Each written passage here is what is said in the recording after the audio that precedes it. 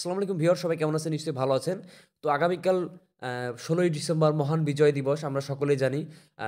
শ্রদ্ধা জানাই ১৯৭১ সালে মহান মুক্তিযুদ্ধে সকল শহীদদের প্রতি। তো আমরা যেহেতু এখন বর্তমানে আমরা সকলে সোশ্যাল মিডিয়া ইউজ করি।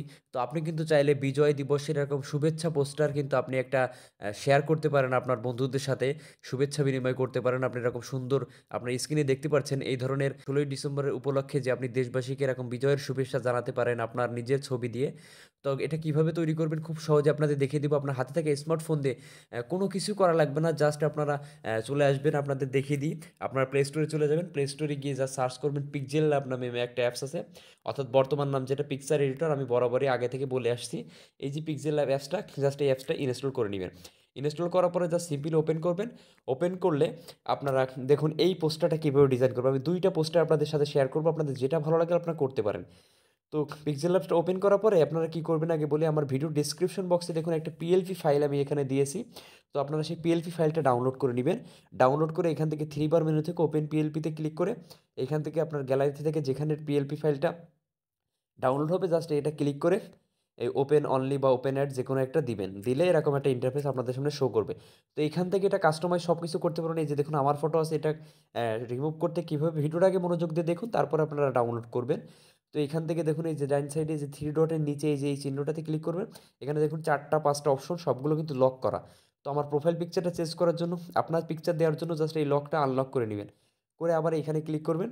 এরপরে মাঝের এইখানে অপশনে ক্লিক করবেন। এরপর আমার এই ছবির উপরে একটা ক্লিক করলে আমরা দেখতে পাচ্ছেন এখানে লেখা আছে যে রিসিলেক্ট নামে। এই ছবির উপর ক্লিক করার পরে রিসিলেক্ট অপশন আসবে।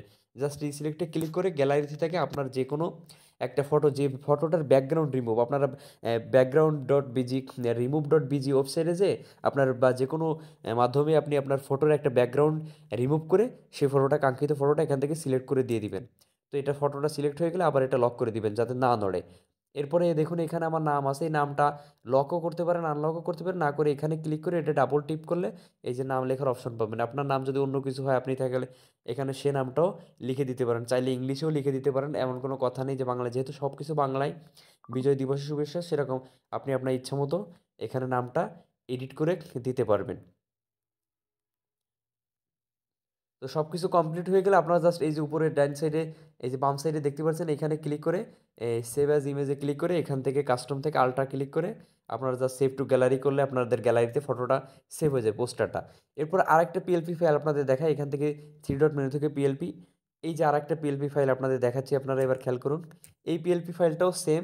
এই যে দেখুন, এটা আপনাদের যেটা পছন্দ হয় আপনারা সেটা করতে পারেন। এখান থেকে সকল কিছু এই 3 ডট এখানে ক্লিক করলে অসংখ্য অপশন আছে, সব কিছু কাস্টমাইজ করতে পারবেন। জাস্ট এরকম আনলক করে নিবেন, লক থেকে আনলক করে সেটার উপরে ক্লিক করে আপনার পিকচারটা আপনি এখান থেকে রিসিলেক্ট ক্লিক করে পিকচারটা চেঞ্জ করতে পারবেন। এরপরে এখানে যত লেখা আছে স্ক্রিনে আপনি যেটা চেঞ্জ করবেন জাস্ট সেটা আনলক করে নিবেন।